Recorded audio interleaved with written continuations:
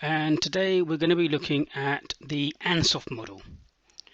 The Ansoff model, first invented or created by Igor Ansoff. We're going to look at the purpose of where it fits in and why he created this. We're going to use the example of Tesco's, and then if you haven't already downloaded, we want you to download the Zapper app.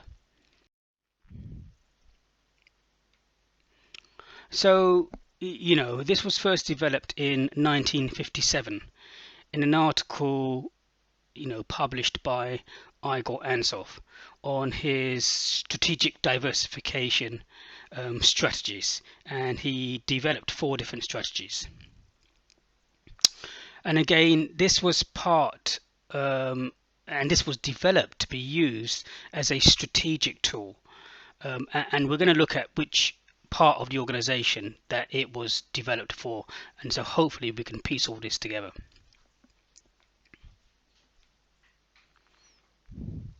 And there are 4 growth alternatives within this model, and these include market penetration, market development, product development, and diversification. And we're going to go through these in more detail, showing examples using the case of Tesco.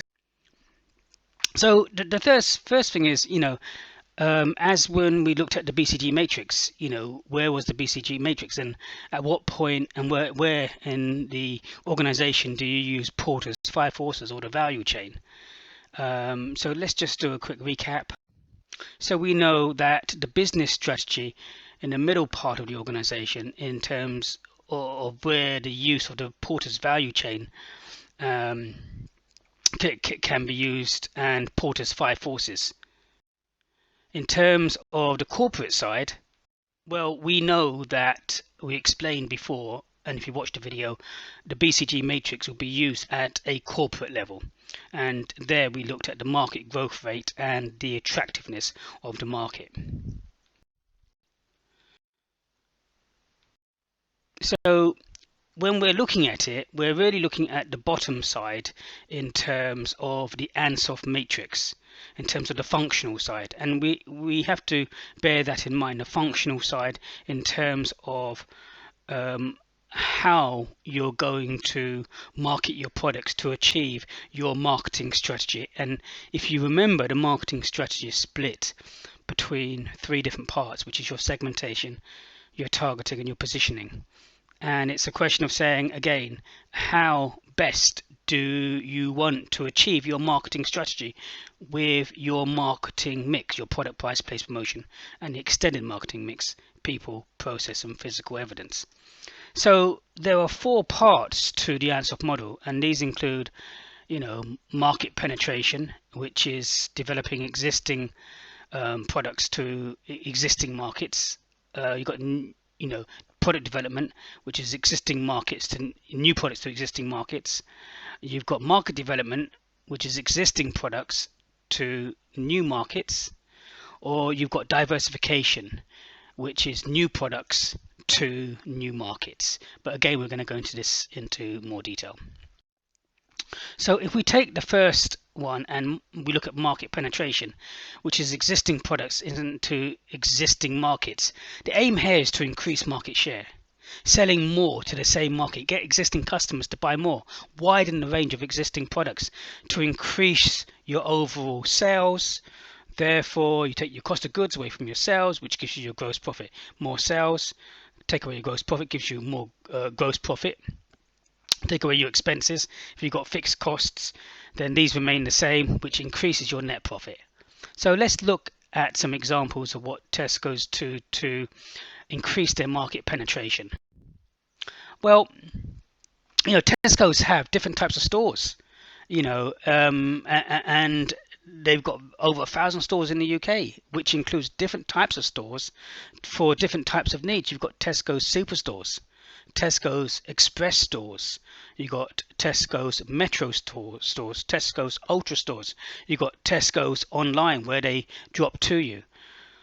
And this is all part of not just opening one type of store, but opening different types of stores to cater for different needs. I mean, if you think about the Tesco's Express, what you have a limited range of products, but predominantly the products in the Tesco Express are actually more expensive than they are with the same products in Tesco's Superstore, because this is really a kind of like a time pressure where you can't get it. You go out, you want to buy a few items because you've got something missing in the house and you need to get it, so they actually charge you more for the convenience. So again, here are examples in terms of how Tesco's try to get market penetration. In addition to that, Tesco's have developed their club card, trying and develop heavy marketing to try and get the Tesco's brand image and a Tesco's club card, which they were the first retail business to start this club card in the food industry, to get people to come back and be loyal to Tesco's, to keep buying because they were getting points on their their club card. And then Tesco's also put Booker's cash and carry, and so they're targeting more customers indirectly from targeting and selling to shops and other spaces who then sell to their customers with Tesco's products, but branded as Booker's. If we think about market development, well, this is about selling existing products in new markets. So this is logically strategy when existing markets are saturated, but they are more risky than product development, and existing products may not always suit the new markets. So we look at the way Tesco's went into the US, and they had to compete with Walmart, and there were two kind of like criticisms in terms of the strategy when going into the US. One, they had heavy competition, but two, the products weren't always suited. Their sandwich sizes targeted to the US customers, well, the US customers actually thought they were childlike sandwiches. They were the same sandwiches as we have over here, but in the US they were considered childlike because their portions in the US are far greater. So we think about how Tesco's have developed their market development. They've targeted other countries. They have their Tesco's stores in 11 other countries, which includes Malaysia, it includes Thailand, it includes Hungary, and 8 more countries where they have their stores. So they tend to sell the existing product range into new markets. But again, as we know, this may not always be successful, as we've seen in the case of the US when they had to pull out, which cost them $2 billion. Then we have product development, so introducing new products to the existing market. So here we're talking about a strategy that plays well to the strength of the business. Strong emphasis on effective research, great way of exploiting existing customer base. Being first to market is usually important, and we can see this with Tesco's own brands. And Tesco's came up with a lot of own brands to compete with the branded labels, which includes ketchup, jam, biscuits, peanut butter, Tesco's skimmed milk, and so on and so forth. So even though they have had success in this area, it's also right to point out that they've had a lot of unsuccessful product lines which they've had to pull, and which has cost them a lot of money in terms of developing it in the first place. And then we have diversification. So here we're saying new products into new markets, inherently risky strategy, and because you don't have any direct experience, few economies of scale, but if successful, it spreads the risk of the business. So it kind of like requires more innovation and R&D. You can acquire another existing business, and you can extend existing brands into new markets. So we can see that Tesco's have, introduced their Tesco's mortgages, Tesco's credit cards, Tesco's insurance.